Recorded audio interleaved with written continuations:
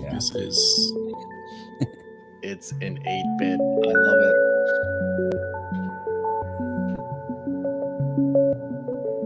Love it. Good Saturday morning out there. Welcome to At the Inn of the Solid Snake.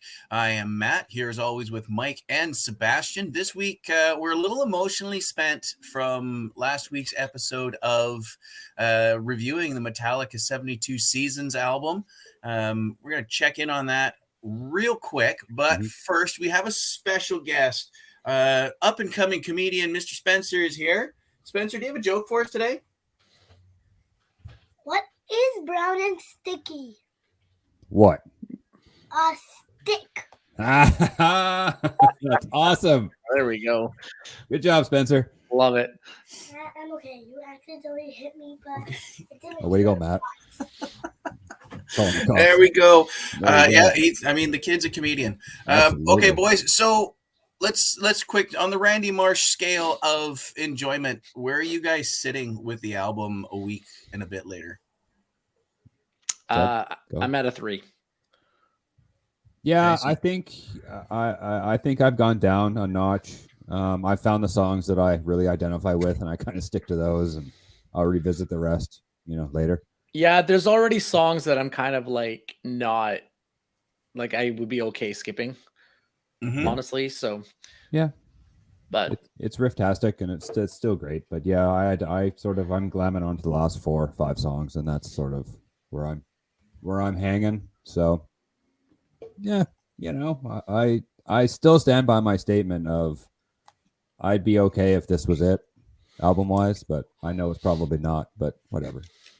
I think the major issue I have with the album is that this seems to be I shouldn't say complete, but there's definitely a lack of diversity from songs. That's my biggest problem. I would have liked to see some clean guitar, maybe an acoustic guitar, just some variety, just some exploration in that space. But maybe they're over that. Maybe they just don't really, care. It's clear they don't care because they just are writing music they want to write. But yeah, I think if you would have put a song like Until It Sleeps or a No Leaf Clover style song in the middle of the record, I think it would have helped dramatically.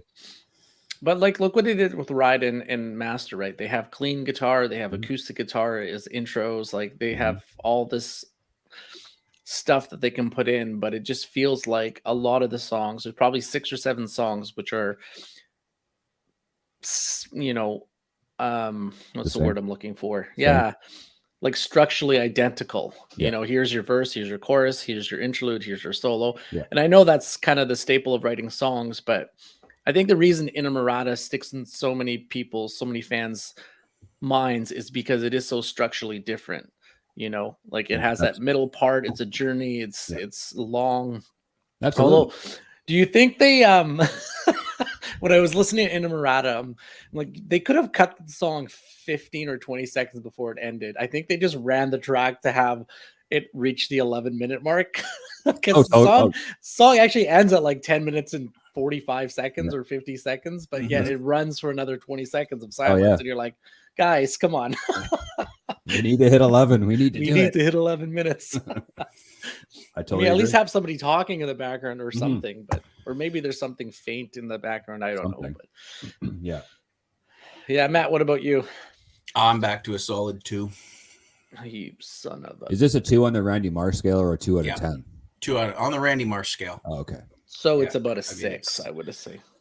Yeah, I mean, on a scale of 1 to 10, probably I'm a firm cool. I did listen to it a little bit more. I probably gave it another 2 or 3 times through, and nothing's really sticking in my head. Yeah, no, fair enough. I feel like there is some brilliant parts in a lot of songs, Mhm. but as a whole, the only song that's brilliant from start to finish is Inamorata, I believe. Yeah. But like even Rune of Mirrors, the last part of that song is probably some of the best written stuff that they've done. But Mhm. the first part of the song is kind of like meh. Yeah. I mean, some people may argue with me. Same with there's a bunch of songs on there, you know. There's some songs that start off so strong as bangers, and then the chorus and vocals hit like we talked about last week, and you're just kind of like, eh. Do you think? Now, Because hold on here. I gotta again. I have to because this I think is a key problem with a lot of people when discussing music. Are you saying it's the chorus and the vocals, or the chorus and the lyrics? Lyrics and vocals get intermixed way too much when people are talking about music. And Yeah. when you say vocals, you're shitting on the person's singing capability. When you say lyrics, they're singing garbage. well, it could be the They've been delivery. handed a shit script, and for whatever reason, you can't polish that particular turd. You know, there are some singers out there like Adele could sing the phone book, Sure. but it's not going to get stuck in your head, No. right? It's So it's both. It's Okay. some songs the lyrics are just I don't understand, or Mhm. they're deep but they don't fit the song. Like we talked about Screaming Suicide a lot, where the lyrics don't fit the song. But for me, it's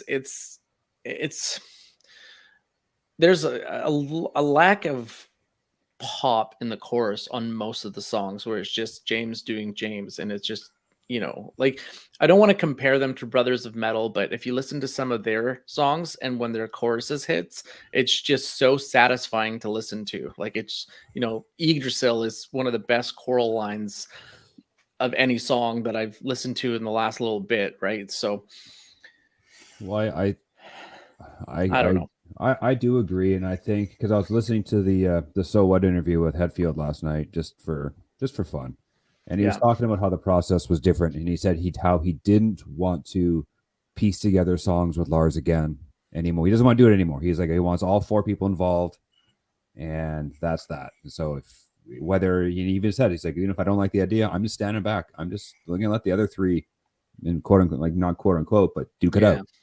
And You know what? And that's a thing that the three of us are learning as well. Is you know, we some days it's like, okay, this is the Seb and Mike show. This is the Matt and Mike show. This is the creative process. Is, you know, sometimes it's just like, all right, you know what? These guys are capable. They're not going to go out and deliberately shit the bed. Yeah. They might shit the bed, but so might shit the bed if I You get should involved, clean that. right? Yeah. But I think it is interesting how we talk about Inamorata being like the greatest song on the record, and it's a Hetfield Ulrich song only, and Interesting, hey? nobody else was involved. So, Very interesting, hey? right, like that's the song they pieced together. They did it the old way. Well, they jammed it, but Very they did it interesting. the old way. It was James and Lars. So I think too many cooks kind of get in the way and too many cooks in the kitchen get away of a vision of a song, right? They I'm not can. saying that it can't happen where the entire band writes a song, but when it's been a dictatorship for 40 years, and now all of a sudden, hey, let's just bring everybody into. Yeah. I think it's going to take another record to get, if they do this again, and if they do it the same way, it's going to take one more to get to polish what they've started here. Maybe next time there will be more dynamics and voices and stuff. Anyways, that's Yeah, cool. So all right, that's I'm good. I have one question for you guys Okay. about the album. Is there any songs on the album that you've changed your mind about, or that have grown, or you liked initially and are just kind of like, I was wrong about the song, I don't like it anymore? Or does your initial reaction to those songs fit still? No, my initial reaction was clearly a 72 on the 4-point Marsh scale, but I think Shadows Follow has grown on me. I'm not listening to it very often because I'm still learning how to play Inamorata on guitar. So I listen to that song 10 times a day, and I'm trying to nail the hard stuff, and I can't. I'm not there. But I think sorry, go ahead, Mike. Finish your. No, it's just and even musically playing these songs, like I can play Crown of Barbed Wire all the way through, except for the solo. I play all Hetfield's parts. a lot of the songs are structurally, even chord wise, all the same. And it's Yeah. kind of, I'm like, I don't want to learn any more of them because it's going to, the load's the same way. Load, every song is exactly sort of, for the most part, structured, played the same. But Yeah.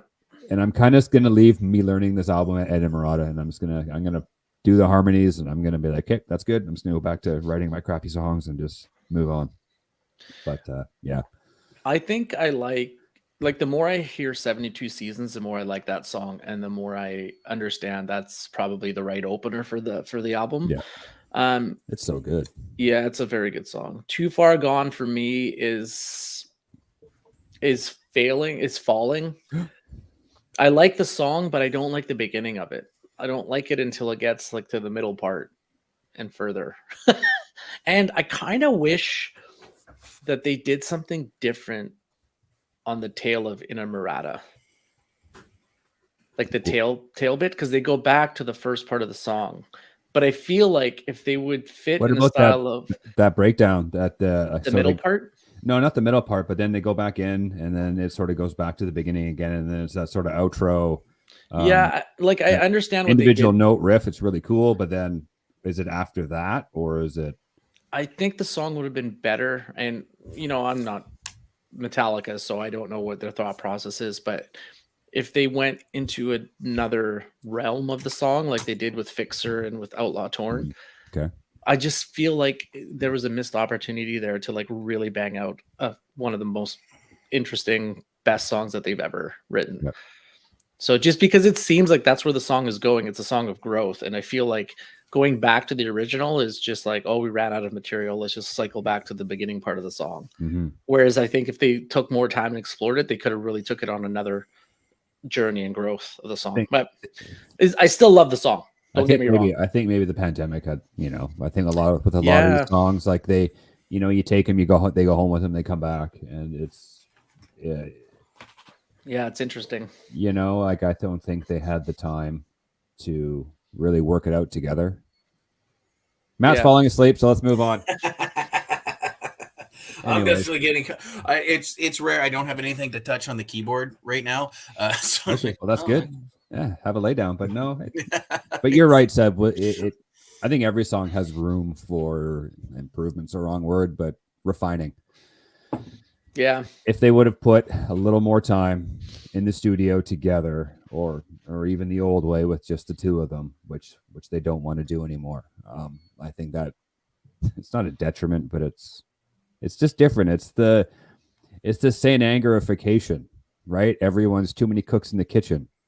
Yeah. And this obviously is much better than that, but it's kind of the same thing where everybody equally contributed. Everybody was there, and it's just insane to think that, okay, it's been 8 years since albums? 6 years or 8 years? 16, so 7.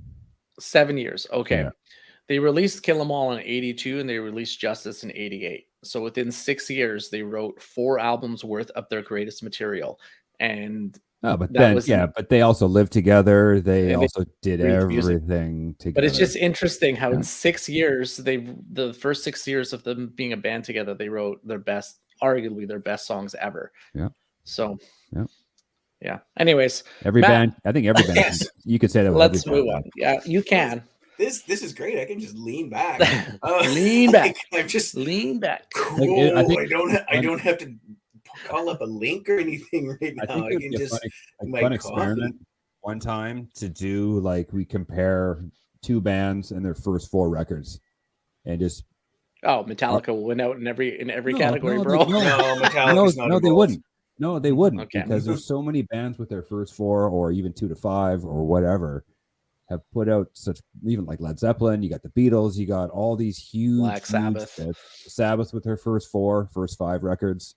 Any big band, right? Nirvana, Soundgarden, blah blah blah blah blah. I'll put Rage Against the Machine up against absolutely Nirvana, all the Metallica ones, and I will meet you in the street to scrap it out. Yeah, I think it's a great idea for the future, just to pit 4 albums, pit 2 bands together, and pick a time period of their chronological lives, and just say, go. What is your case for these 4, and why those 4? Absolutely. Like even AC/DC, as much as all their songs are the same, Power Well, Age, now- Highway to Hell, Back in Black. You can even go back one more before Power Age. It's like, holy fuck, those are some good records. You just said Metallica's last few albums all sound like that, so they may have gone the AC/DC route. Well, they totally kind of. And there's nothing wrong with that because the boys are making money, and that's all that counts. And they're writing the music they want to write, so they don't pander to anybody. They just do what they want. They don't give a flying fuck what you, I, or any of the fans think. And I think the album would have been better if they had maybe 1 or 2 ballads on it just to break up the. It doesn't matter. They're bulletproof at this point. They're still going to sell out all the stadiums they want for the. Well, they would have sold out this next tour regardless of an album or not. It'll be interesting to see how they sound live because they will probably play them in E flat, so it'll sound heavier and darker. And maybe not. They won't be as punchy. Like they won't be as. They'll be different, right? Yeah, I can see if they play Inamorata, I can see them going on a long journey with that song. I hope they play it. I really do. Just once. Just once. That's my wish. They will though, because there's 2 shows. They'll probably play the whole album. Actually, they'll play like 6 songs on the first day, and 6 songs on the second. That happening. I think they'll try that when they're in Europe. They'll play them all in Europe, and then they'll refine it when they come to North America. It'll be like they'll cut it down to 6. Total. They'll play most of their songs though on a 2-day show. They'll give them all a shot. Yeah.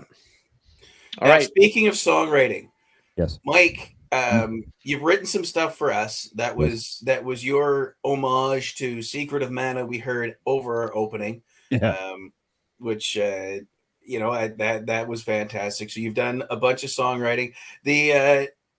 The video game topic was awesome because it got some of your creative juices flowing. Yeah, you banged out that song really quick. I wrote a couple of things last night. It was just it woke me up. Yeah, so I mean that's good. Like you were emotionally drained from last week, and we had a different topic in mind. I don't think any of us were really feeling it. It's something we can circle back to later on. Oh, this was so great to hear that you both. Yeah, you weren't either because I was like, it was. You know what? It's something. Yeah, that is discussion worthy. Yes, but I mean, honestly, we have a month of shows we're looking forward to, and we have the show. We just finished the show that you two have been looking forward to for. Well, Jesus, since almost the start of the show. Basically since the beginning. Because Lux dropped real early. I think we did a show on that, like episode 6 or 7. Yeah. Go back and check that out in the archives if you're out there. We may have had a boo-boo. It may be hard to find a raw and uncut one because we got some copyright.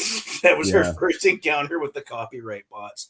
But yeah, it's so these 2 shows in between, they are kind of filler, and it's not like they're not worthy topics. It's just we're on an emotional downslope. We are waiting to get to something else. In wrestling, it's called a popcorn match. You put on a match like, okay, this is the match. It's either going to be heavy on the comedy or it's going to be in the early 2000s. It used to be the women's match, or the little people's match, because I probably shouldn't say the M word, but it's the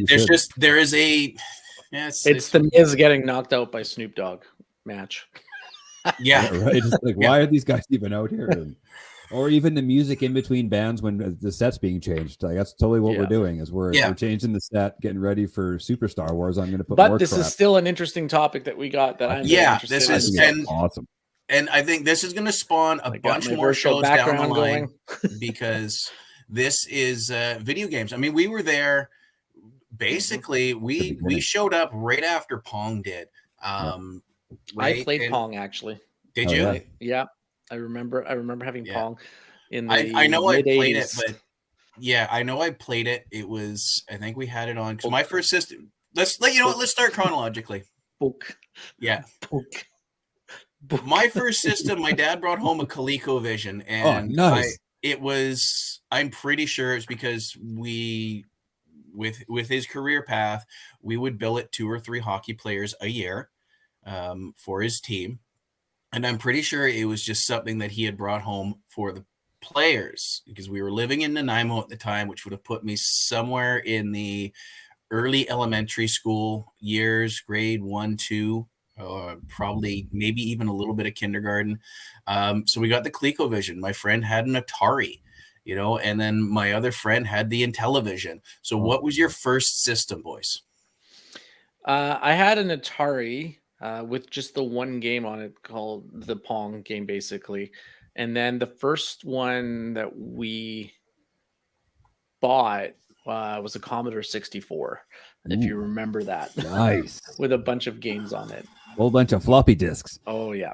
Oh, yeah. Nice. So that was the first one that I actually put hours into. I can't even remember. I can't even tell you any of the games that I had on that. But it was definitely something. But the first system that I got when my parents knew it was over for me, what they regretted their decision, was just the plain old Nintendo with Super Mario Brothers on it. Yeah, they're like, "Oh, geez, what did we do? This kid won't get off the damn Nintendo." No, it just sit there. Yeah. Even those games weren't even designed to be beat. They were just designed to frustrate the shit out of you. And dude, those games in the early '80s or mid '80s were so much harder than the games today. Absolutely, it took so long to beat Super Mario Brothers. Mario Brothers, I didn't find. I mean, it took a long time to beat. When your friend's older brother or whatnot went, jump over here. It's like, that's a solid wall, dumbass. I'm like, no, trust me, jump over here. It's like, we found warp tunnels. Look at this. So Mario wasn't as difficult. Punch Out, that was a bad stick of wood right there. I beat it. Yeah, there's, original or Mike got in trouble. Okay. Yeah, perfect. I still have a functional copy of it, but not Mike Tyson's. I have the second. I still have a functional Nintendo. I have a whole friggin' bag of games still. Nice. Every once in a while it comes out. The problem is I don't have a TV whose resolution I can get down low enough. Yeah. We'll talk about that in a little bit as we go through systems. But yeah, I mean, we went from ColecoVision to, that was Gorf and Dig Dug and Space Invaders and stuff like that. Yeah. I remember playing Atari was always the shit to me because it had the cooler controller. It had the actual joystick and button. ColecoVision, remember that? You'd change the game and you'd have to slide a card in to tell you what buttons did what. So you'd go from baseball to football and you'd have to slide a card in there. So because this one's now, the one is swing, but now the one is tackle or something like that. Because it was a phone style keypad and a flat joystick up top. But yeah, the Nintendo is really where it went downhill for me. The Mario, great. Such a game changer, right? Obviously Atari graphics and television graphics, they're all terrible. Nintendo came around, sure, it's only 8-bit. It changed the world, and it really did. It really did. And I remember playing Punch Out. I had a Nintendo. I played it so much I got to the point where I could finish the game without even being hit once. Like I could just you could just roll through the whole game, and you write down all the codes. You can go right to Super Macho Man and just do that in Tyson and be done with it. And then I got it I got the retro NES, and it's just Punch Out or whatever it's called. And you don't have the skills anymore. Oh my God. It's all the memories are all there.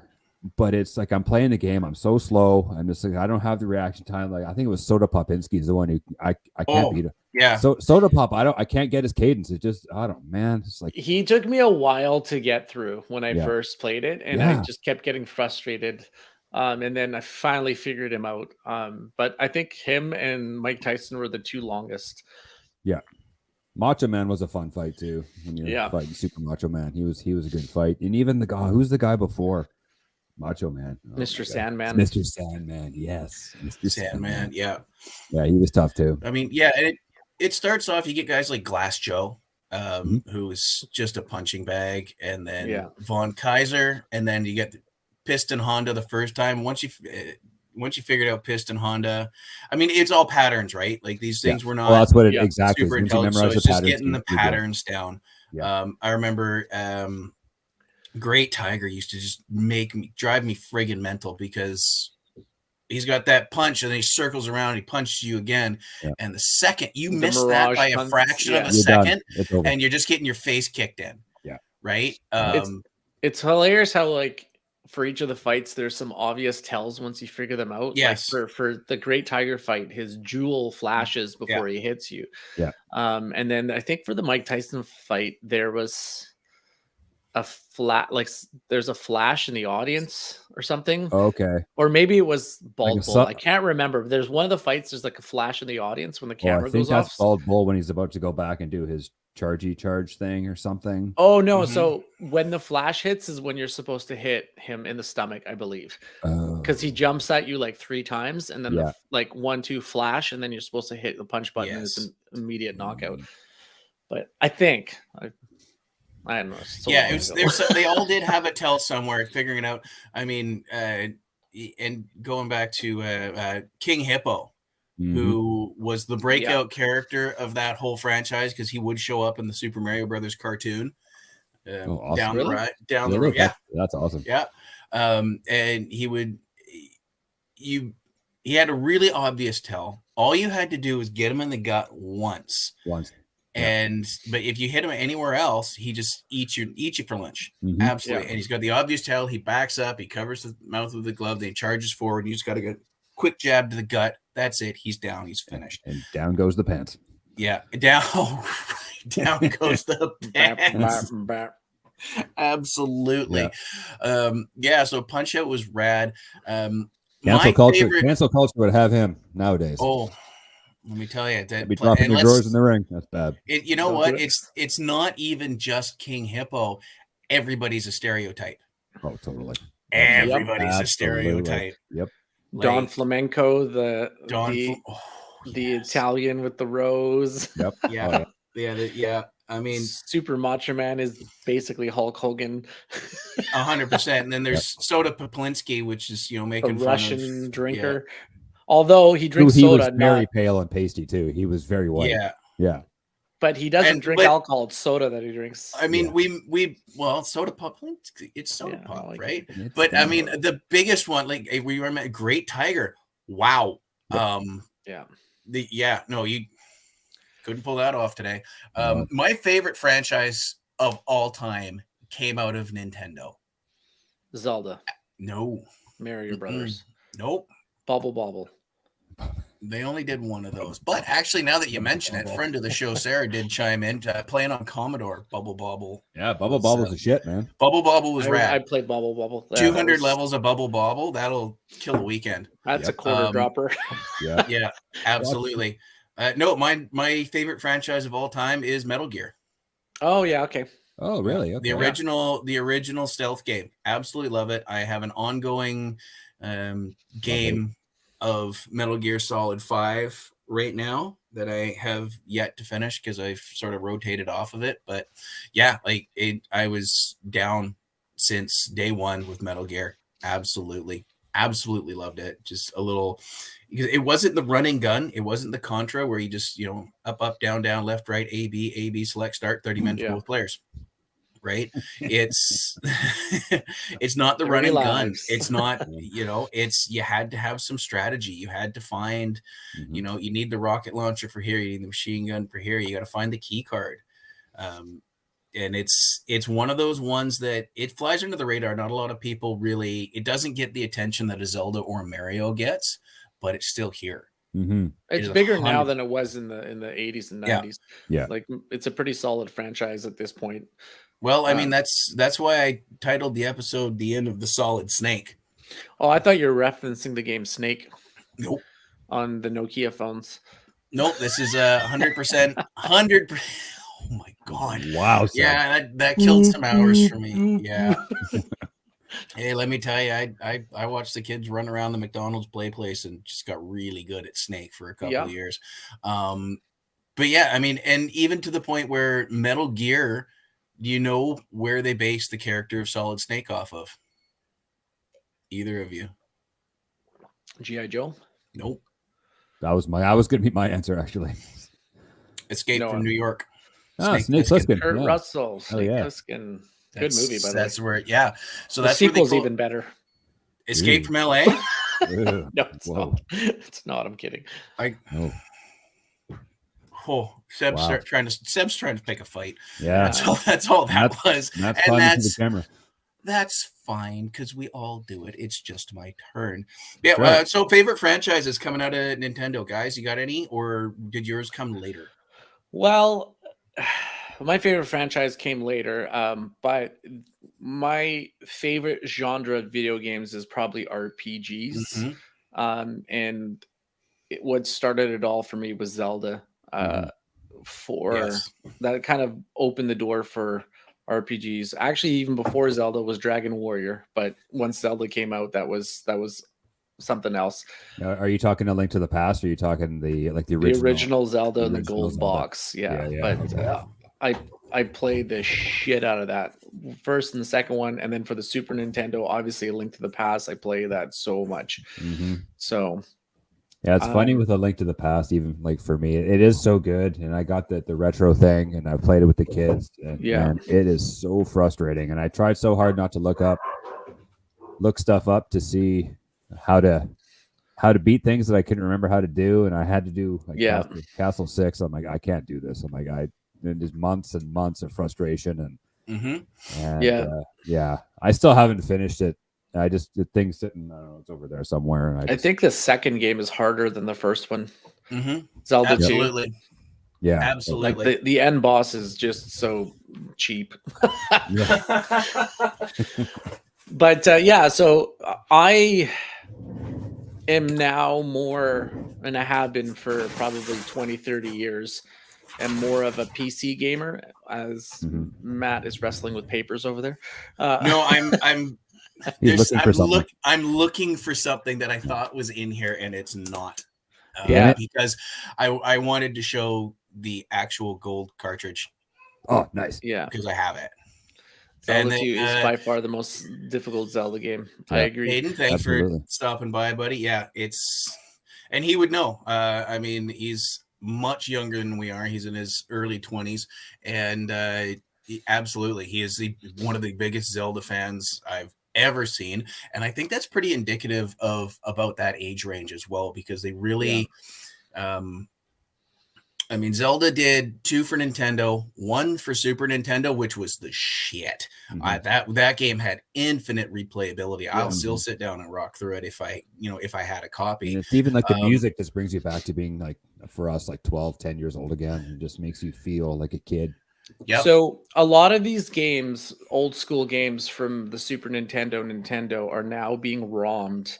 If you know what that means, they're being emulated on PC so you can play them. Oh, nice. And a lot of people have ROM hacks for them. So one famous one for the Link to the Past is a randomizer. So it randomizes all the items all over the place. So it basically makes it so the game isn't played the same way every time you randomize it. That's awesome. So I think you get the sword immediately, but like you have to go find items in different places. Because so you memorize where everything is eventually. Yeah. Right? So, okay, I can get a 20 thing here. Like even the coins in the pots are different. Oh, your heart containers are different. So you have to go explore, and it's like a new game every time. So that's fantastic. Now, you mentioned that your favorite genre is RPG, but your franchise came along a little later. Would it be Final Fantasy? No, it would be Warcraft. Maybe Warcraft. It would be Warcraft. Of I course. did play Final Fantasy though. I did play a lot of that. Well, I'm sure we'll discuss some Warcraft as this goes on, but we won't get too deep into it because that is one of these shows that I have an itch to scratch by getting into that as never having played it. And we've discussed this offline a couple of times, but so Warcraft, and that Warcraft scooped up a lot of people too. Right? Yeah. So, it's Blizzard, a phenomenon. Blizzard Games released Warcraft, which was an RTS originally. So it's like StarCraft. It's basically you play either the orcs or the humans, and you build an army and you fight against your opponent who's on the other side. That's how it all started. Then they came out with Warcraft 2 and Warcraft 3, and then they came out with probably the most popular MMO ever created, which fit exactly everything that I wanted in a video game at the time. But going back, the first PC RPGs that I ever played, and you guys may not know, or you may know these, Bard's Tale. I've heard of it. Ultima 4. Oh, Ultima 4, yeah. So I know, Mike, you played a lot of Ultima Online. I played Ultima. Yeah. Yeah. Okay, But now Ultima 4 was good. I want to get these questions over to Mike too. Sure. But before that, you just triggered something when you said the PC, the Bard's Tale, Yeah. King's Quest, Space Quest, early PC games before the internet. I mean, 5-inch, 6-inch floppy disks. What I can't remember the size of them. I mean, and you would sit down, you would have a Yes, side-scrolling. 5-inch. Yeah. So I mean, did either of you get into those? I didn't. Well, I didn't have the computer for it, but if I could get my hands on, some time at a buddy's house, absolutely did. Yeah, that's how I did those early games. Was at a friend's house. And Deep Leisure cut. Suit Larry. Yeah. Deep Oh, yeah. cut, Leisure Suit Larry. All That's you're doing funny. is walking around trying to get laid, and you never ever did. So inappropriate. I think that game should be remade properly. I think adult you can rating. get those games on Pornhub. On the Really? PH. I don't know. So the single guy pipes up. Well, I think Steam, the platform Steam has a lot of 18 plus content. You can play all sorts of nasty games like that.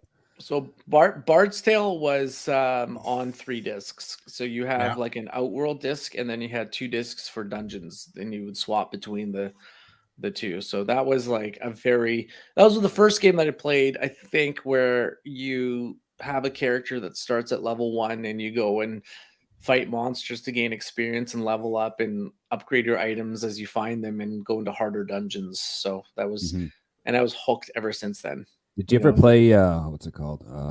Might and Magic? Yeah, I played, which one did I play? I played the second one more than anything. I believe it was the second one. Yeah. But I played them all. I played Wizardry. That was one that was quite difficult that I played. Ultima, I played the 3rd, 4th, 5th one, 6th one. I played a little bit of Ultima Online. I played EverQuest back in the day. Yeah, you were an EverQuest guy, and I was like an Ultima guy.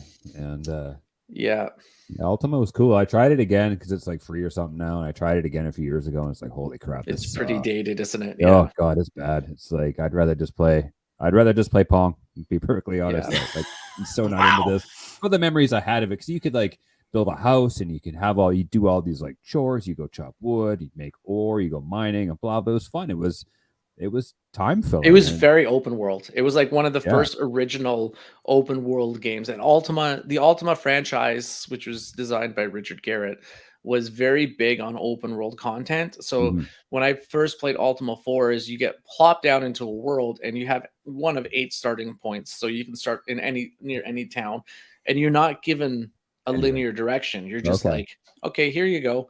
The whole point of it is because you're trying to become an avatar of good, right? So you have to like, I guess for lack of better words, level up your virtues.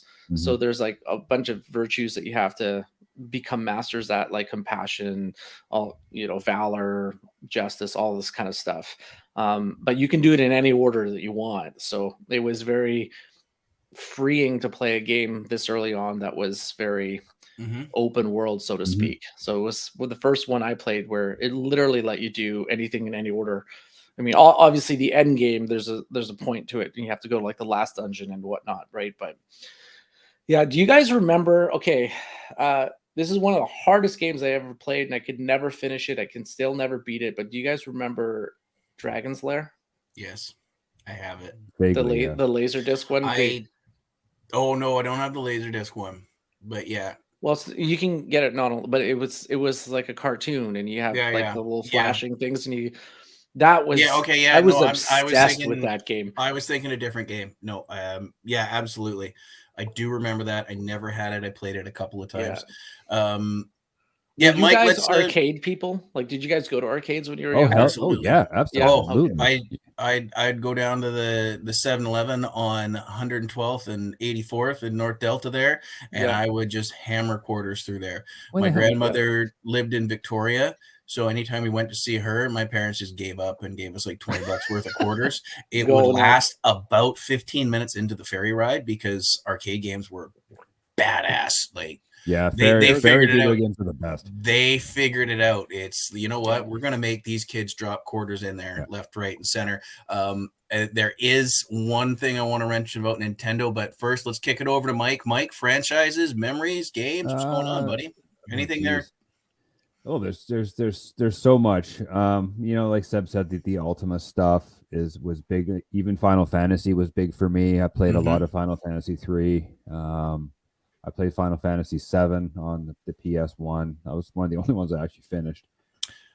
I recently, because they re-released that. Yes. And I hammered through. I guess they're doing it, or they had intended originally to do it as a trilogy, and do parts 1, 2, I guess discs 1, 2, and 3.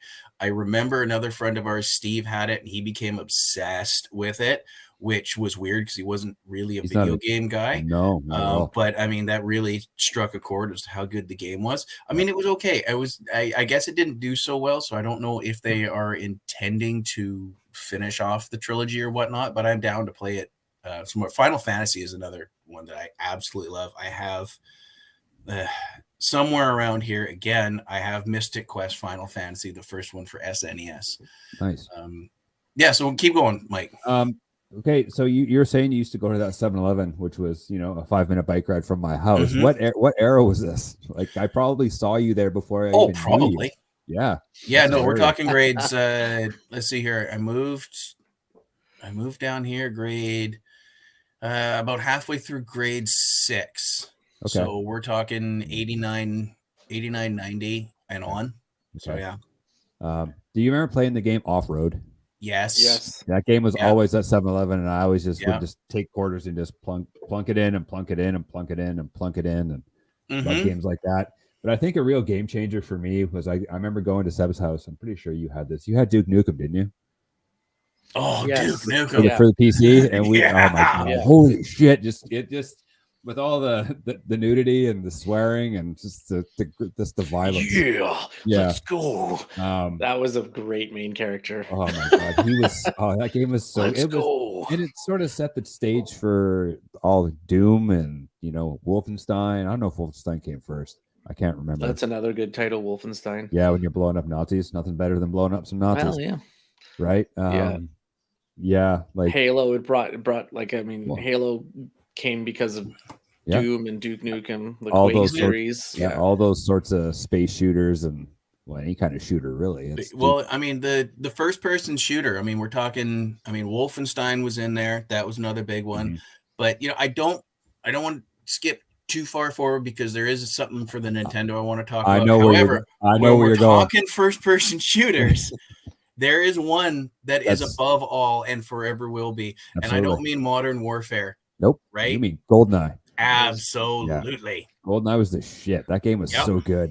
The TV the size of like a small cardboard box. You got split into 4 tiny little screens. Yeah. And you're just running around shooting your friends. It was just so much fun. And you were just hoping that you go into that one friend's house, and a lot of the times it was me that had everything unlocked so you could get into some shit. Yeah, man. Right? It's kind of amazing how Nintendo has a track record for releasing like these games of the year. Like for the Nintendo, it was Super Mario Brothers. Everybody played it. For the Super Nintendo, it was Super Mario World. For the Wii, it was Wii Sports, which is one of the most played video games of all time. Oh, great. Played that game. Absolutely great. Yeah.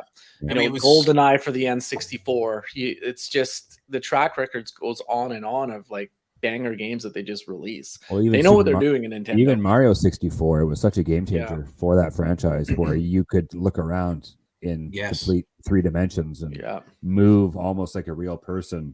And I love that game. Yeah, I remember you got that one. I mean, I started out and I had GoldenEye, and then I kind of skipped my.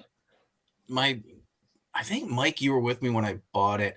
I got it. We're gonna say used, but I'm pretty sure there were some scuff marks from it falling off the back of a truck or out of somebody's bedroom. No. Yeah. I'm pretty sure it was you that I had with me when I went to some dodgy ass apartment in Vancouver to pick it up. But it worked. It worked. I got GoldenEye, so I was. That's all that matters. Yeah, matters. We lived to tell the tale, and absolutely, it worked. It was cool. I mean, I got the upgrade for Perfect Dark. You had to upgrade your memory for that. I want to hit on 2 words going back to 8-bit though. We did mention that these games are tough. Like my son turned around one day. It's like, oh, these old games, 2 buttons, whatever. I'm like, Go for Yeah. it, tough guy. Play it. See Yeah, how this- let's see how you handle this. I'll tell you what, I will buy you. At the time, it was a PS4 or something. It's like, I will buy you a brand new PS4 tomorrow if you can beat Ninja Turtles. Battletoads. But the two words, Never played the literal game changer for that whole system, what really upped the ante right near the end of its life, Game Genie. Yeah, that's a cheat though. It's 100% a cheat, but at the same They needed time, it. you finally could see you could get through Ninja Gaiden, you could get through Ninja Turtles. Yeah. Right? Yeah. Like there were games like Contra, it's like, okay, well, here's your cheat code, and everybody knows it to this day. Yeah. But there were games that were just straight up pains in the ass to do. And you were signing up. Like I remember sitting down on rainy days trying to get past level 4 on Ninja Gaiden, and that was 6 hours of me being mad. Yep. Because it was almost impossible.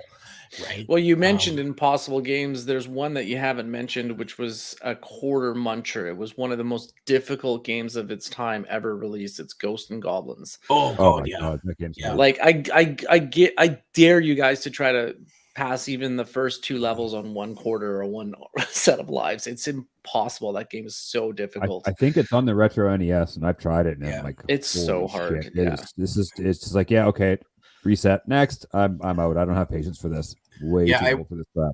I wish I knew where that bag of video games was right now. Yeah, Where I man. go fetch. I can't. It's not in this room. It's all I can. Hey, tell way you. to come prepared for today's episode, Matt. High five. Good job. Yeah. Ouch. Ooh. You know, I make the opening, right? I think the gloves are officially off. Hey, it's not an episode. I busted your balls a few times last week, so it's my turn. Fair enough. Yeah, it's not a good episode without a good ribbon. Someone's got to take it, man. Yeah. Now let's wrap up some of these things. There's a system we haven't mentioned yet. Sega did. I had a Sega. I had a Sega Genesis. I was that an obnoxious kid. My brother got the Nintendo, but he was too busy with hockey, and I got the Sega. So I essentially had both. Nice. And at one point I realized I don't have to be behind the TV screwing either one of these in when I want to switch systems. I just screwed one into the other. Oh. I eventually just figured it out because, I mean, for those that don't know, it would come with a little cord. It would go to this little gray or black box, and then a coax cable would come out of it. And on the other end would be the pass-through for the TV, because you had to have the TV on channel 3. Mm-hmm. Yep. Or there was a switch on the Nintendo. You could do it on channel 2. Ooh. Or was it 4? There was a switch on the back of the Nintendo. I think it might have been 4, to be honest. Yeah, it's not in the room. Not in the room. It's but yeah, so I eventually figured out you screw that in there, you turn the Nintendo to the other channel, and I just go back and forth. I'm done with Ninja Gaiden. I'm playing Sonic. Yeah. Oh yeah. Right? Yeah. For sure. Right. Yeah. There's only 2 games that I played for the Sega. I didn't own a Sega, but a lot of my friends did when I lived in Richmond. So I remember the 2 that I played was Sonic all the time, and the other one was Altered Beasts. Mm. Remember that game, Altered Beasts? Yeah. I ran through like Altered a Beasts. side scroller. Yep. Yeah, Scroller. You'd be at some sort of. It was set in ancient Greece, so you get like the power of like a lion or a bull or something. You're basically a werewolf. Man. You power up. You're a were thing. You would power up. You would get these powers, and you just whoop an ass. Yeah, and like Sega hung on for a good bunch of years, and you know it was Sonic versus Mario. Like Sonic was really, really good. Sonic 2, they sped up too much, and so sometimes there'd be processing issues.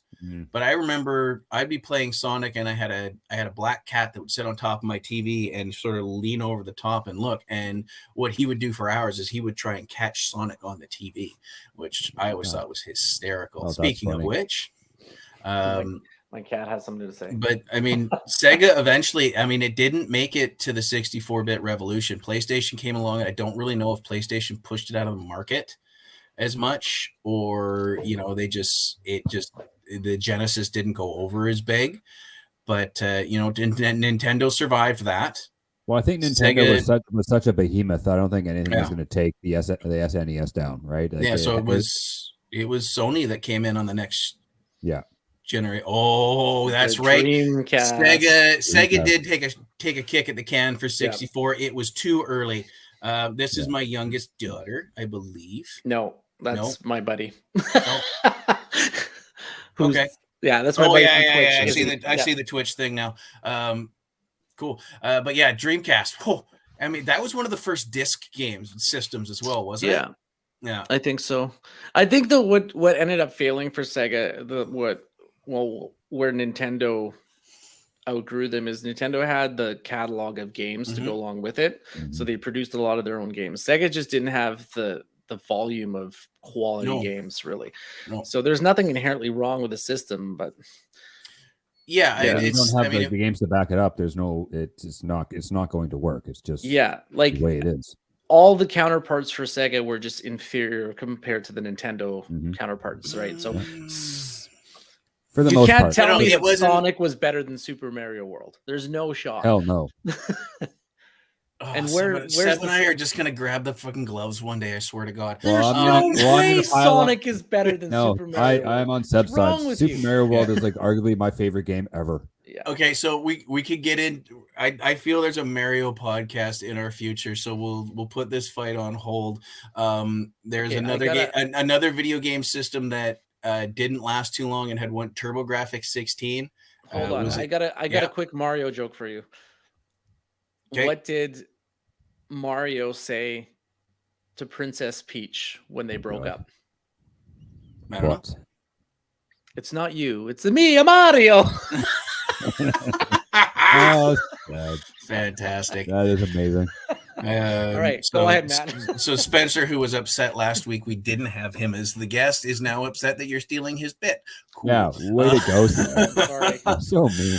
Yeah, TurboGrafx 16. I remember playing this in the mall. It was in there with Genesis and Super Nintendo. It had Bonk, it had Slaughterhouse, and then it had Fuck All. I think it was maybe a little ahead of its time. It didn't work any better than the Dreamcast, but I mean, we got through them. It was a third system. I don't know if the market could bear it at that time either, because I mean, the games, and you know what? The system prices have gone up, but the game prices haven't really changed. You were still looking at $60-$70 for, fresh out of the box on the shelf, which is about average. And having met a guy that designs video games, our daughters used to be in school together back when they were really little.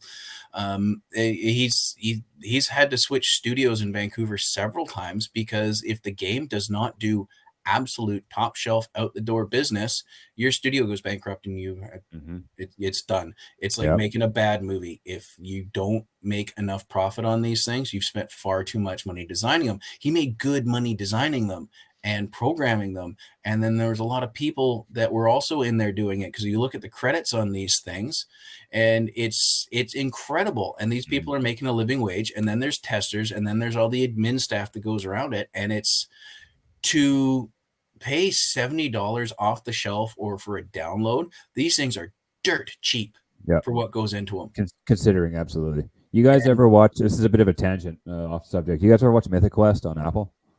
No, but it's one of the ones I want to. Yeah, it's basically a video game studio, and what it's about is working in a game studio and all the crazy. I'm sure it's embellished a lot, but all the crazy shit that goes on. Yeah. Isn't it hosted by Sofia Vergara's husband or something? No, this is this is like a sitcom. Think of something else. No, sitcom. Okay, gotcha. Something else. Yeah, I know what you're talking about, but I can't remember what that's called. This is a scripted show. And, Joe Manganiello. Yeah, love him. Yep. Yeah, love him and hate him. I think the problem also is the PlayStation was released in, I think it was like 94, 95. And the Xbox was released shortly after the Dreamcast, maybe like a year or two after. So you have Nintendo, you have Sega, you have PlayStation, and you have Xbox all competing for your market share. And honestly, the Dreamcast was the worst one of the four. There's no way it's going to succeed. So plus you have Sony backing one of them. Mhm. and you have Microsoft backing the other one. So Mhm. just imagine the amount of money that can go into creating games and video game studios for those two platforms, right? Yep. So, and I think Final Fantasy, once the PlayStation came out, was exclusive just to to Sony PlayStation. Yes. So, Yes, it was. It was. yeah. So, and Final Fantasy is one of the best franchises in any video game series to this day. They still Oh, have yeah. Yeah, they're on So 16 now. I mean, I know 15 came out a few years ago. I don't. Yeah. And you know what? There's a whole show of Final Fantasy because there are lost games to that I mean, you can dig up now, Mhm. but you know, I have Mythic Quest. Final Fantasy 2 is a thing. Final Fantasy 3 we all played obsessively. Yes. And then it Yeah. disappeared from North America as, you know, we went from Super Nintendo to PlayStation and GameCube. And then Yeah. it popped up on PlayStation 3 or PlayStation, and it's Final Fantasy 7. Yeah. So there's 3 games in there that were missing from the North American experience. And I don't think actually brings up a good point about the difficulty of games. Yeah. And there's definitely a resurgent right now in impossible games, right? You have Demon Souls, Yeah. you have the Dark Souls trilogy. I think there's 1, 2, or 3. You have Bloodborne, Elden Ring. There's the what's it called? The Shadows of something. My son plays Elden They're Ring. and ridiculously hard, right? Yeah. Mhm. And there was a guy on Twitch who did a God mode run of them, and it took him over 400 days to complete it Oh my of just God. trying this challenge. And it was completing every one of those games. I think it was the 3 Dark Souls, Elden Ring, and Bloodborne without dying once. But he would play them back to back to back to back to back to back, Wow. or I think without getting hit. It's just Sekiro's the other one I was thinking of, which are very difficult, very impossible games to play. Mhm. Which we're too old to do well at. Yeah, I mean, to be honest with you, I think that's exactly it. I don't play nearly as much. Most of the games I play are on my phone. Yeah. You know, and I got a couple, and I think there's probably a show in there too. You know, we're kicking it an hour here. I'm a console guy. And I've said it before on the show. I knew when the internet came along that if I were to put my video game life on the internet, I was never going to see or touch another human being for the rest of my life. I was going to be that guy. It's why I didn't get into those text-based ones at the dawn of the internet. It's why I steer clear of Major Mud. It's why I steer clear of Warcraft. I won't even do Grand Theft Auto or Red Dead online, and I love both of those. I think you would get way more addicted to Grand Theft Auto than you would like a Warcraft game. Warcraft, absolutely. Warcraft, Absolutely. It's actually the Grand Theft Auto I kind of get bored of. Red Dead Online is the one that absolutely scares me. I'm actually on my second playthrough of Red Dead. I absolutely love it. It's like, well, you can go hunting and fishing. Well, that sounds stupid. And then I find myself like, I've wasted 60 hours hunting and fishing on this. So what's a current game that you're playing right now? Mike, Currently, and both of you guys. Yeah, Mike, go ahead. Not really playing. I'm not playing much of anything really. Like I'll play some Minecraft with my daughter just because it's what we do. I was playing Fortnite for a while with my daughter.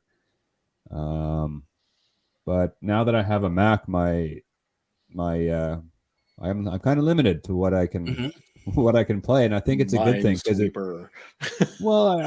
think it was twofold. It was on purpose to get me away from playing more video games and sort of not wasting my time, but sinking time that I should be sinking into other things in my life, and I think it's been hard. It's like an addiction. I think that's a little well, it could be. It is, but it can be. I think there's a whole show on that too years ago, like when Warcraft was huge. Like it was fucking bad, but when it first came out, the first couple of years, I was hours, so addicted hours to it. And hours, and I almost, marriage suffers, and right, it's just shit.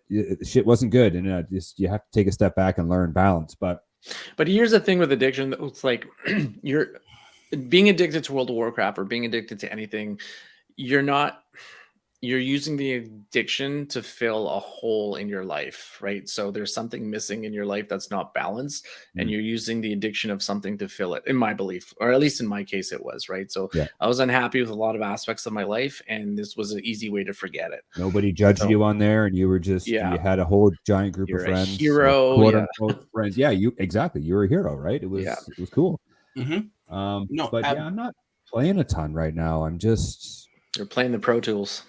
I'm playing with music, and every Good time for I you. come downstairs into this room now, I pick up my guitar, Yeah. I open up my workstation, and I just start messing around, and it's a lot of fun. It's a lot of fun. So that's kind of my thing right now. But I do watch Junior play. I've watched him play Elden Ring and stuff, and it looks like a lot of fun. And it's not a rabbit hole that I want to go down. Like I'll play a couple of sports games with him, and now he'll just kick my ass at anything we do. George R.R. Martin wrote a lot of the lore for Elden Ring, so Yeah.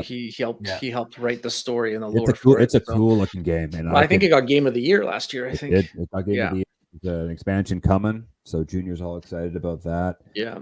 But before we haven't talked. There's one game we haven't talked about that came out in 1994. It was arguably the greatest sports game of all time. Oh, it's NHL. NHL 94. Absolutely. I linked you a commercial for it. Yes, you did. I was you actually got to play it because I had different memories in my head of what it looked like, and it didn't look like that. Yeah. So now, 94 was the year they took the blood out, right? I believe so. Yes. Yeah. See, I was always a fan. That was for me. I think like, 93 is the one they used in Swingers.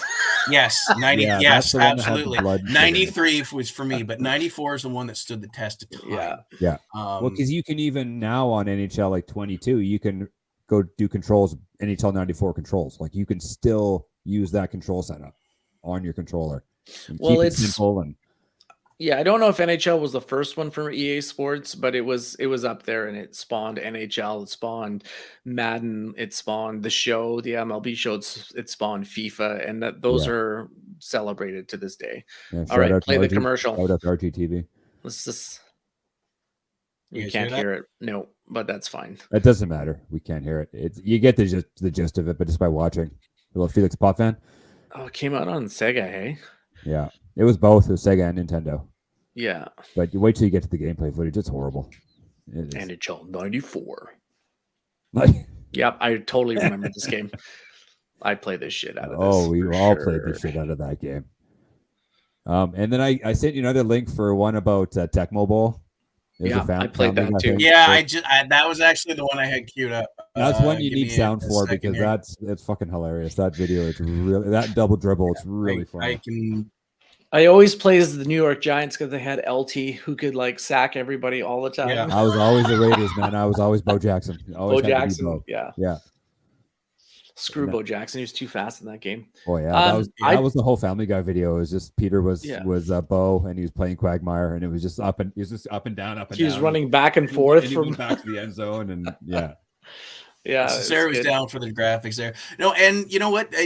Let's touch real quick on this. The sports games figured out in the Genesis SNES days. We can drop one of these every fucking year. Yeah. That's where Madden started. Yep. You know, Absolutely. that's where EA Sports, one of the biggest franchises ever, because they got the license to everything. Yep.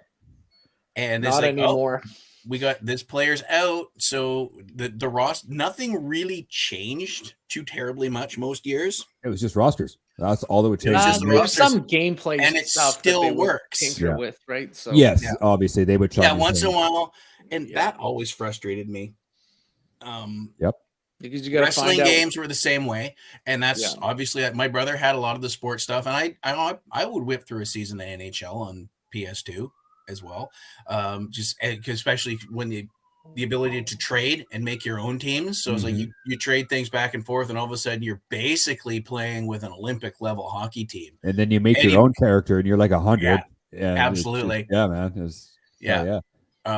And you know, wrestling did that too. And they when they change up the game engine, so that all of a sudden now you're going to shoot the puck as a habit, you're now hitting the pass button. Yeah. pound sand. You Yeah. can't do the around the net pass No. across for the Yeah. one-timer automatic Yeah. goal anymore. That doesn't Or work. the deke. Dude, you couldn't do breakaways. I could never score on a breakaway. No. Except there's Yeah. one thing where you could deke in one of the Oh, games, but Yeah. Oh, scoring on a yeah. breakaway is like the hardest thing in NHL. think it was- Like you can't do it.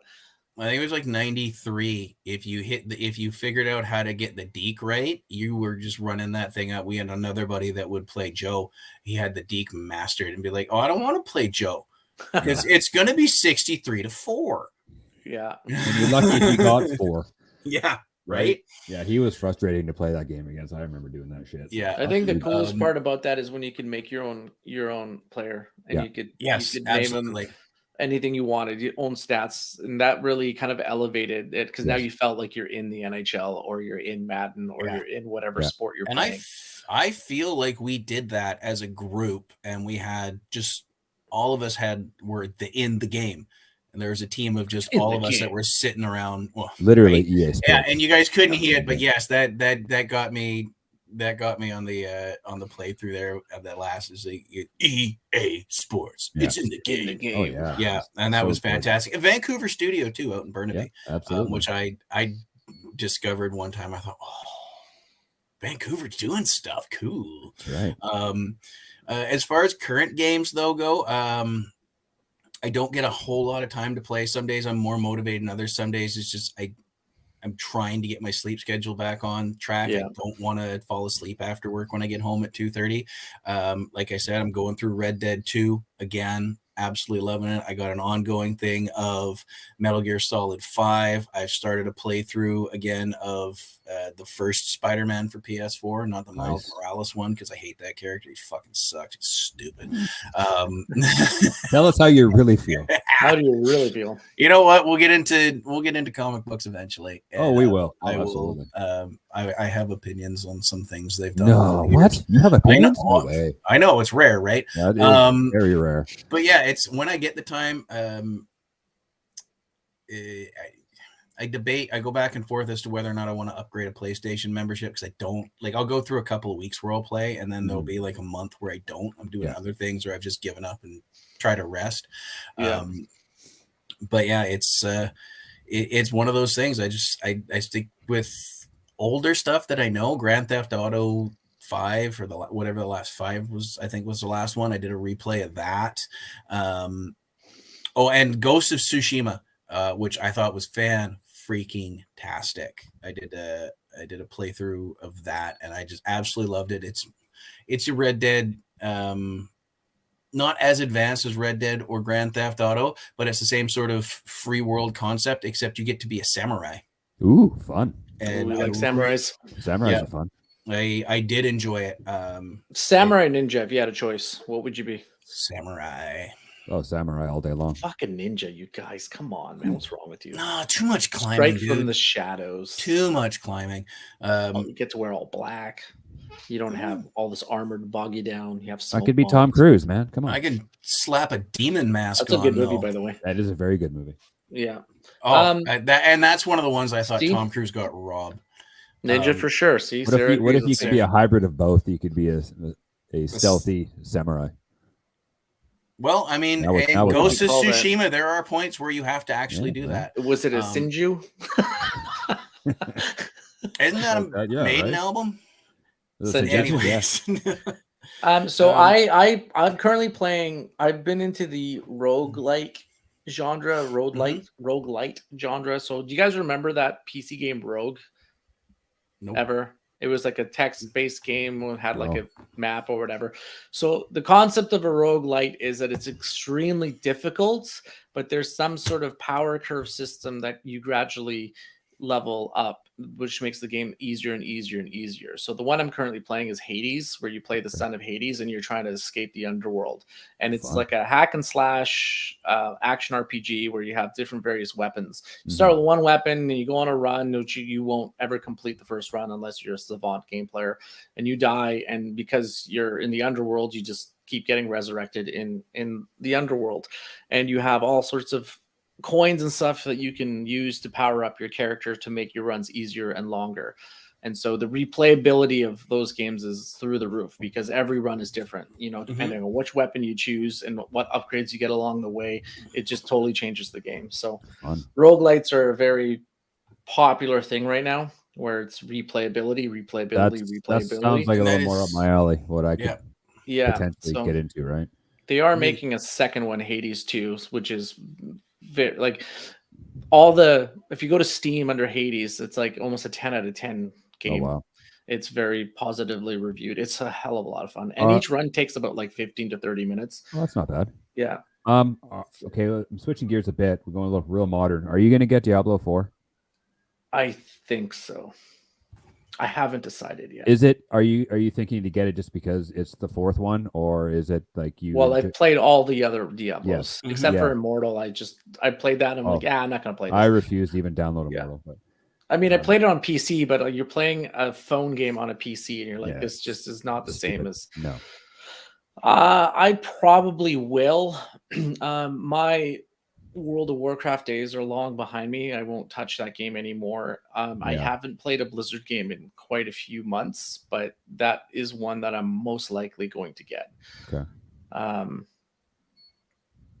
don't know though. I don't know. I'm not sure my PC laptop can handle it, and I'm pretty sure it's not coming out on Mac, so I might not really have a choice. They usually do, I think. I don't think Diablo. It might be later than the initial release. But I'm not too worried about it. Like, it looks fun. It looks really cool. Yeah, I have 2 months to decide. I think it's out in July. Something like that, late June, some shit like that. Yeah. It looks good. It does. I don't know. Blizzard is kind of, they're different now. They're not what they were 15 years ago. It'll be interesting to see what the merger with Microsoft will do, which is not, I don't think they're going to fully take over until next year. But it's just going to be interesting to see how the future of that company goes. There's a lot of controversy with that company, which we won't get into, about harassment issues within the terrible things. So according to the all-knowing Google, Diablo 4 will not be available for Mac. There you go. However, money talks. So money talks. Because it wouldn't be because it's a Microsoft owned company now. There you go. Well, yeah, Microsoft owns Blizzard. I think you can do two resurrected and 3 on Mac, but I don't think because that would have been released for Mac before they merged. Right? They would have formatted that already. Maybe one day I'll get an Xbox and play it. I don't know, but that just seems like a lot of money to waste to play one video game that I just. And you're not a console gamer. Not really. No, I'm not. See, I'm the opposite. I won't throw a lot of stuff on the computer as far as games go. But I mean, as far as it coming out on Mac, stranger things have happened. In 1991, did you think you would ever play a video game with Sonic and Mario both in them? Now we do. Yeah. Right? Like at some point, Sega sold a lot of their licensing off, and now it's Sonic and Mario at the Winter Games or something like that. So stranger things have happened. Well, the crossover for fighting games is another good one where it was like Street Fighter versus Capcom. So you had like Street Fighter characters versus Marvel characters. So that was, and you know what? That was pretty good. While we're hitting on that in a slightly different vein, how many buttons did the Super Nintendo controller have? Do you remember? And then you had the 2 clicking Medusa. Six. You had 6. How many did the Sega Genesis controller have? God, 3. 3. Yeah, I had 3. Yeah. Do you remember why Sega came out with a 6-button controller For Street Fighter? Mortal Kombat. Mortal Kombat. Wow, Street Fighter. Oh, dude, was Street Fighter on Sega? I don't even remember. Nope. No, Street Fighter wasn't. It was one of those ones they put on there retroactively years later. It was Mortal Kombat was probably the biggest cross-platform game. That was a huge possibly game. The earliest one. I mean, I know there was some others you could get here or there, but as far as big, major, can't get your hands on it anywhere, Mortal Kombat 2 is the one that really changed the game there to the point where Sega had to turn around and redesign their controller. Wow. So are you Mortal Kombat or Street Fighter? Street Fighter. Street Fighter. Yeah. Yeah. I think it's a better game. It is. Yeah. It's just, I mean, Mortal Kombat has its niche for its blood and gore aspect of it, which I think resonated with a lot of younger video game players because Yes. no one's ever seen anything like that before. You know, like you could uppercut the guy into a spike pit. And you rip out a can dude's spine. You can't Burn a guy to a skeleton. Yeah. full on Predator the guy and rip his, just the whole. Yeah. And Mortal Kombat in, the later years, like up in like the last 10 or so, has been really good about adding stuff. The Predator is in a Mortal Kombat game. Oh, I have that one. Same with the Joker, same with Batman, Batman, Jason Darth Voorhees. Vader. Oh Yeah. my god. That's awesome. And aliens in there. So they did a little bit of licensing for that. And I thought that was cool. Smart. What got me back in the day was the blood was a cool novelty, but the fighting moves were all basically the same until you got to those special moves, where in Street Fighter everybody's style was different with the exception of Ken and Ryu, which were clones of each they're other. different now too, like Ryu's moveset, if I'm not mistaken, someone can correct me in the comments, but I think Ryu is more fireball centric and Ken is more dragon punch centric in terms of like his specials. Because now you have like ultra special moves where the screen pauses and does a close up and you're like, you go Super Saiyan on them. Hey, do you guys remember going to the sea shanty? Hell yeah. Get French fries at lunchtime. Fries in a bag and a drink. Fries in and a they bag had at the mortal. Yeah, fries in a bag of what? It was fries in a paper bag with a drink for like $3. I always just got French fries. Yeah. And they had a Mortal Kombat right there. Yes, they did. The game.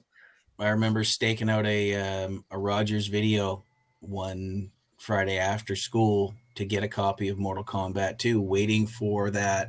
Oh my God, I'm going to get a late fee, and take it back to the video store so that, sometime around 4:35, they start putting everything back on the shelf. I remember sitting in there for 2 hours. I went through every video in that place for 2 hours, literally just reading and waiting. It's like side-eyeing the cart, waiting for the cart to be full. Why is this guy still here? Oh yeah, 100%. Oh no, they knew. They 100% knew, because there was like 6 of us. Yeah, that were in there. Now, thankfully, I think it was 3 groups. So, of the 4 copies they had, we were all satisfied, and it wasn't 6 individual people, because there would have been a friggin' fight. Yeah, that is. Every video in the place that I could get to wasn't ballsy enough to try and get in the back room. Let's say that. But also, once you get in the back room, you can't see how full that cart was. So that was a big deal, and that's no longer a thing. You just download it, I miss video stores. I miss video stores. Me I miss too. the act of going to find something to watch as opposed to using your controller and looking at your TV. Having to go out and, okay, what do you feel like? Oh, I don't know. What do you feel like? I don't know. You just walk around until you find something. And then having to switch apps back and forth. I got Shaw, so I can just type it in, and most of the time it pops up. Doesn't always pop up with a Disney Plus or something like that. But I was like, well, let's see what's on Prime that's new. No, nothing new. Let's see what's on Crave. Yeah. Let's see what's on. What's Disney Plus go? What's in it? Yeah, it's aggravating. But yeah, go to the video store, and it's like, there was a point where they had like 50 copies of stuff right in there. Right before they ended, so it'd be like, yeah, we're not fighting with these people anymore. We're just going to bring 50 copies and the hell with it, because they're not exactly. Did you guys know that Netflix started as like a virtual video mail order store? Yeah, mail order DVDs. Mail order. That's cool. They used to have like Netflix like bins, I think, that you could go to and like select a movie and it would like drop out of the bin or something. Yeah, Redbox. It was Redbox. It was like a video vending machine. Yeah, and then you'd mail it back when you were done with it. Yeah. Yeah, that was crazy. That was a whole thing. But that's technology getting changed over, right? That's the 8-track tape era of video rental. Yep. Oh, absolutely. 8-track. Yeah. So I think we've really covered a lot of ground here today. The only one thing that we haven't covered, and I'll cover it real quick, is the whole concept of esports, which is a long topic. That's a long topic. So I don't know if you guys are familiar with the game Dota and Dota 2. Yes. Yep. Yes, I am. I had coworkers that would talk about it incessantly.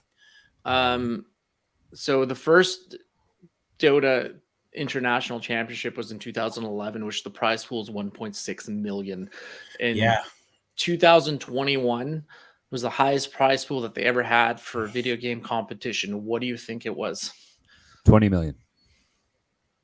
40 million. No. Yeah, I Whoa. feel we covered this 40 way million. way Yeah, we might earlier, have. and I was shocked because I think we covered Yeah. that on briefly last I think the fall. first place team would divide 20 million, but like God you're damn. 16, 17, 18 years old and you're playing for a $20 million top prize. Like That's nuts. that's just Well, crazy. I mean, all you can hope for is that people have learned from the high school athletes that went out of high school and right to the NFL, NHL, NBA, big money positions, and all of a sudden went from my job pays me minimum wage to I can buy houses for Yep. everybody. Yeah. I can tell you Or- straight up, Hookers and blow until my heart explodes.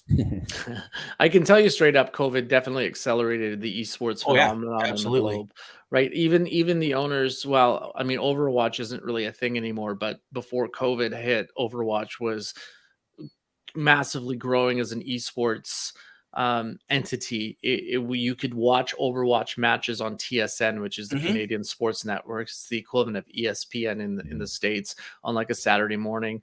To the Mhm. point, like Dota had a tournament in Vancouver, and the Aquilinis, which are the owners of the Vancouver Canucks, bought into an esports franchise. I believe they're called the Vancouver Titans. It was a $10 million buy-in for their esports team. So they had an esports team under Orca Bay. Yes. So even like it's- Robert Kraft bought an esports team in Boston. Yeah, that's right. The Big- Boston, big- yeah. The Boston whoever's. I Yeah, think and the that's- guys. Esports really capitalized on a hole in the marketplace for TSN the same way poker did. Yes. Yeah, Do you remember when poker got fucking hot as shit on TV? Do you remember why? The hot chick talking. The hockey strike. Oh, the hockey strike. TSN Really? and Sportsnet and the sports channels had giant holes in programming. Yeah. Giant holes. You're talking 3 hours plus per game, including pre and post show and OT or whatever else. All of a sudden, hockey's on strike. Oh, fuck. Yeah. Right. I'll tell you this though, poker is very watchable, like on TV. You can watch it without sound. Like people watch it whenever I put it on at the pub. People watch it. It's Yeah. because it's so Oh. specific to one hand, right? Like, oh, Mhm. let's see what's going to happen in this hand, and you can see it go back and forth. It's like a battle between two people, usually in a hand. Sometimes there's more Mhm. than two people playing the hand, but it's very watchable on TV for sure. Mhm. And I mean- everyone's played poker, so they're like, well, what do I do in this situation? You know? Yeah, Yeah, I I find mean- myself getting caught up sometimes watching poker Yeah. too. It's funny. I'm like, I don't even like poker. I'm like, I think it's stupid. And I'm like, okay, now I'm sitting here watching. I'm like, oh God. Sometimes what are you just- doing? You It's get short, caught on. It's like you're specific playing for how entertainment. much money? Yeah. This next card's going to dictate whether you go home broke or a millionaire. Mhm. Like, I mean, I was just going back to Red Dead. I just finished a challenge where I had to win 3 poker hands in a row. So I ended up playing poker in For a video 17 game. hours. Yeah. Yeah, right? I think it was 4. I managed to get it to a point where 2 of the 4 of us busted out. So it was just heads up poker Yeah. between 2 players. But it was Yeah. a motherfucker to get there. I used But to I watch mean, I used to watch it too. Like I would sit in the bar during the hockey strike. I would, I was working at the theater and I was using the gym across the street. And you don't necessarily feel like going home and cooking, so I would go to the restaurant and the bar, and I would find myself watching and eating. I'd be watching poker. I'd sit down for a beer after work and be watching poker. Right. And Yeah. it's the same whole esports field because we didn't have the excitement of watching live sports in a lot of cases. I mean, they Yeah. figured it out, but it was weird as fuck to watch without that background noise of the crowd. Yeah, Right. TSN is really experimenting in their daytime programming these days. I don't know if you've seen the drone races that they have? No. They No. have like actual drone races where it's drones flying through this course and like warehouses and stuff and outside. That's kind of fun. And there's like a bunch of people that have like the controllers for it, which are racing each other. There's a world tag competition. I have seen that. yeah. That comes on after Dynamite. Yeah, that Yeah. I will not watch. I So, refuse. but poker, for example, as well, like esports before. So TSN's really open to a lot of interesting hobbies and games for And I mean, their programming. And set. they have the same problem that a lot like ESPN has and Sportsnet and the sports stations period have the same problem is when, fall through spring, you have football, hockey, basketball going hard. Content's easy. It is easy to fill up 4 or 5 channels, especially if you break them down into region.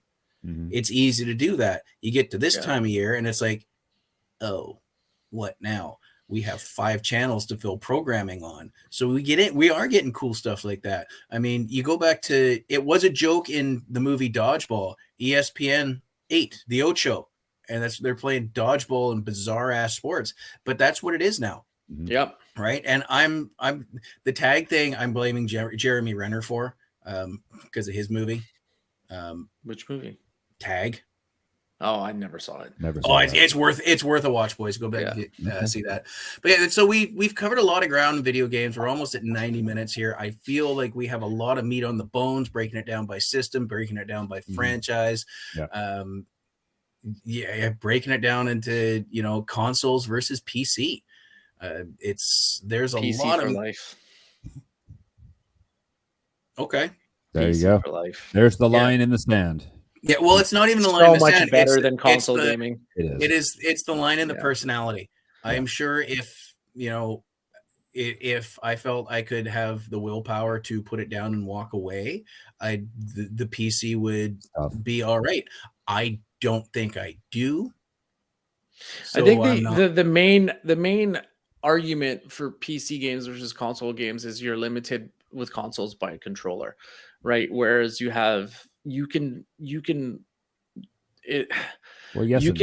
so much more open to creating any type of game on a PC because you have the access to a controller, a mouse, and a keyboard all at the same time. So you can do that. Like you can explore a whole bunch. And I play some games on the PC with a controller, but playing like a shooter, for example, like Overwatch or Call of Duty or Modern Warfare, there's no way that you can be better at it on a controller than you can with a mouse and keyboard. That's why Junior plays his shooters on the Xbox with a keyboard and mouse. It's better. You have better reaction time, right? Yeah. You look at any Overwatch Pro or Call of Duty Pro or Modern Warfare Pro, and they're not playing with a controller; they're playing with a mouse and keyboard. Yeah, just because the response time is better. You can definitely set your mouse sensitivity to whatever you like. There's more customizable options for it. You can remap your entire keyboard structure to fit your hand better. So yeah, that's my hot take. PC games are better than console games. Fight me. You know where I live. Can I come down for this fight? I want to be the referee. Backyard bare knuckle brawl. Backyard brawl. We're looking at getting together for a concert in the fall. So one of us, we're going to be walking in. It's like we're going down to the mosh pit to settle this, son. So, anyways, last question, real quick, Mike. You mentioned Junior plays a lot of stuff. Do you play a lot of games with him, or did you? I think the quick answer is no. I don't play. I play a little Fortnite with him.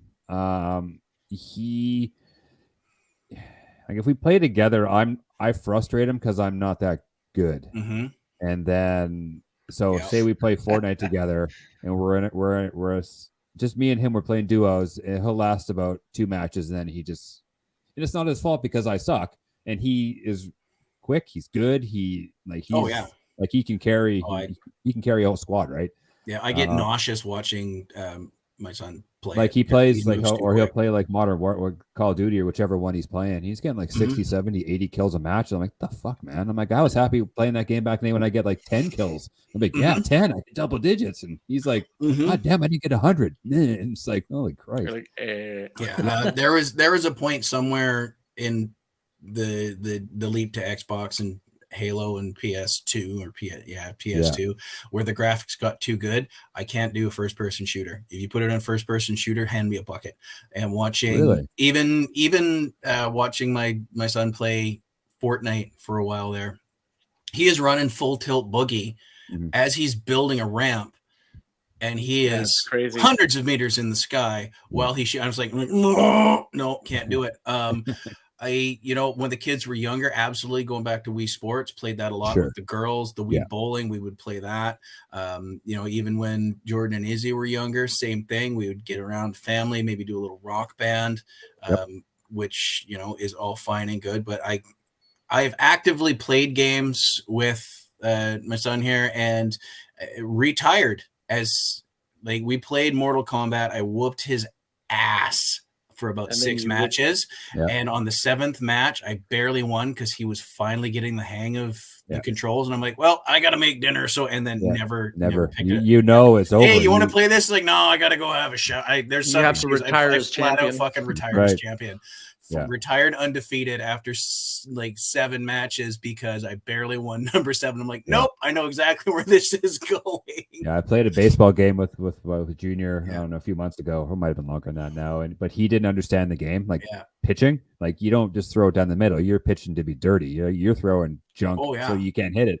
And then so we played a few games, and I murdered him. He couldn't hit the ball. You went dirty on him, didn't you? Oh, I did. I had to go dirty because I knew once he figured this out, I'm done. It's over. You broke out the deke. Yep. It took four games, and he's like, then it was 14-1. I'm like, oh, okay, it's over. We haven't played since. It's just the way it is. Well, and about a year and a half ago, my buddy Joe, our sons are the same age. They're friends. I mean, we introduced them because we're going to Joe and Leanne's, so we're going to do this. And the boys, same age, got along, same likes.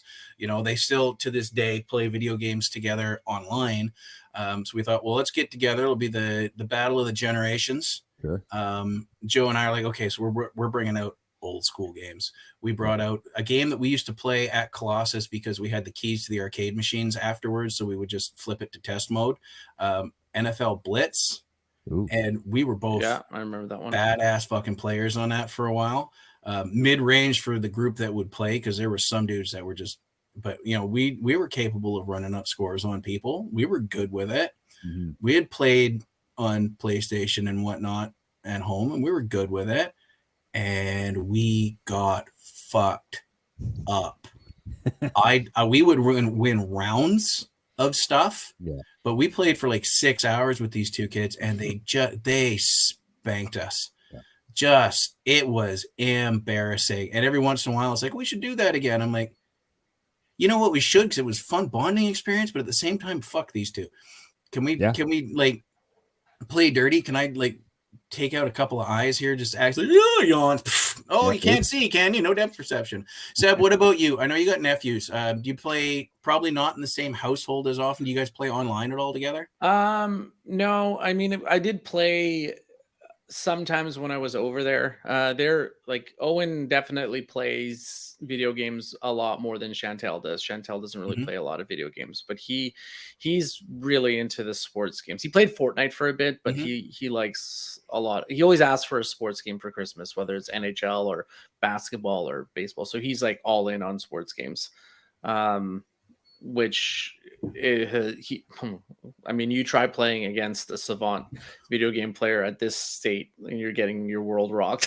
Yeah, right. Oh, I just said that. It's embarrassing. And then and it goes back to what we were saying earlier. Sometimes you're like, oh yeah, tough guy, beat Ninja Turtles. Yeah. So you hand him a Nintendo. It's like, you beat these 3, and then you come talk to me, young Padawan. But and I just caught myself being a little sexist. It's a niece and a nephew, isn't it? It's a niece and a nephew, yes. Yeah. So and girls didn't used to play video games, and now they are some badass players. At sometime in the PS Xbox era, it caught on. So that was a bit of a sexist thing. I'm showing my birth date. My daughter's really good at Fortnite, so it's just, and she plays on a Switch with just the paddles on the Switch. I on played the with your screen. daughter. Sarah awesome. Disagrees with something. Well, that's too bad. Not for her, sure what. That's it's probably me. It's probably the fact that Definitely she was a bit of a gamer. Yeah. Oh no, it's always going to be me. I'm guessing she played more video games than I'm allowing for, so she might be the exception that proves the rule. All right. So we will play ourselves out with this clip from Family Guy. I think I have this keyed up first. So, thank you for joining us at the end of the Solid Snake. You guys have yourself a good afternoon. Oh, here we are. Yeah. So she had a lot of, and you know what, they were probably just beating the pants off the boys too. That sounded weird. They were probably just absolutely destroying the boys in the video games. Matt just keeping in line with his sexist comments. Yeah, keep digging, Matt. Keep digging. I'm just going to bar this shovel, door real quick. Yeah. So we'll kick it over to the Family Guy clip. Say goodbye, boys, while I set this up. Good day. How do? Good day. How do? Yeah, that's it for us. Thank you. Obviously, there's no video, there's no sound because Matt hasn't figured that out yet. No, Matt hasn't figured out sound. No, so we're just gonna talk through it. And Family Guy is Peter playing. and Quagmire have just picked up their controllers. They're going to play Tecmo Bowl. Oh yeah, this is the It doesn't even need sound. It's just awesome. No. This is our childhoods in a. He plays Bo Jackson for the 5 minutes of the quarter, basically, and just runs it all the way down. And Quagmire cannot tackle him. Oh yeah, it's the greatest thing ever. And then I think it's Joe is Patrick Warburton, and he's just making all these funny comments. Yeah. Oh, so great.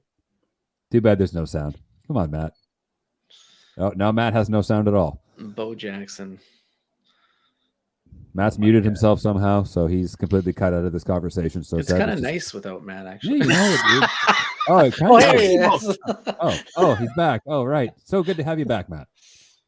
And now thanks, guys. Bo Jackson is running back to his own end zone just to piss Quagmire off some more. And dude, that's hilarious, man. Yeah. And the double dribble after this is pretty funny too. It's I didn't even know this was a hack when Peter showed it, and I got to find double dribble and play it again. So I it's do the corner three, right? Yeah, the corner three. Yeah. Oh God. See, but if you played the New York Giants, you could tackle Bo Jackson because you had LT, and he was just as fast as Bo Jackson. I remember playing LT, Lawrence Taylor, and you would just run and jump through the line and sack like the quarterback every time. Matt, do you have the share sound button clicked? It should be like in the bottom corner. He doesn't know how to do that. No, he doesn't. That's okay. Touchdown. Touchdown Raiders. Touchdown, Bo Jackson. Bo Jackson. How many years did he play in the NFL? 2.5. What a man. Talk he could about have been one of the best running backs in the history of the game, too. Talk about a game-changing player. Like he changed the mold of an athlete, right? He was like just the same with baseball. Oh my God. That dude I'm not coming to practice. I have to go to preseason baseball.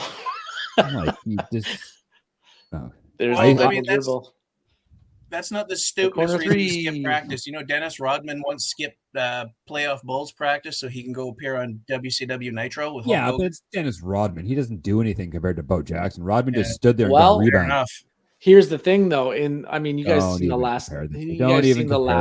Hold on. Okay. You've seen the Last Dance, and Michael Jordan basically told Phil Jackson that you need to let Rodman do his thing, and he went to Vegas for a bender, and Michael Jordan had to go retrieve him in the middle of a playoff run because he was like, he was on he wouldn't stop. He was in Vegas, and he's like, okay, you've had your 2-3 days or whatever it was. It's time to come home and finish the series out. And he's like, okay. He came back and he played great. Sure. But he's not Bo Jackson. No, he's not Bo Jackson. No, Bo Jackson was not even a generational talent. He was like a lifetime Didn't talent. Rodman not start playing basketball until he was in like mid-teens? Like, was he like 15 or 16 before he even touched a basketball or something crazy like that? Something like that. Yeah, that's weird. We got to figure out this. We got to figure out this sound thing. Yeah, I don't. Because the commentary was pretty funny. That, well, we're not going to get paid for that. Yeah. Normally that works. I don't know what box I forgot to check, but you know what? Check it out. You can just go YouTube the Family Guy, Double Dribble, and Tecmo Bowl. And check it out. But yeah, it that brought back flashbacks of playing with my brother. My brother would just grab that fucking ball. He'd score one touchdown, and then he would make a point out of trying to keep the score as low as humanly possible by just running around the field. What a dick. Caused a few fights. I can imagine. Absolutely. Yeah. But my brother was always good at causing me to get very angry at him. And some days it didn't take much prompting. That's what siblings do. Yeah. Yeah. Beat you over the head. Not that You I know would what? know. We Not will, that I would know, but you know. We won't get into that because our relationship is not great these days. Yeah. So thank you very much for joining us. Check out those clips. There's a lot of meat left on this bone, so we got some more video coming down We'll come back. We will find something to talk about next week, but don't forget to join us in May as we start out Star Wars month. We're going to hit general Star Wars topics on Revenge of the Sixth, and then every week after that, talking about an original trilogy film leading up to the 40th anniversary of Return of the Jedi. Let's do it. Good afternoon. May the Force be with you. See ya.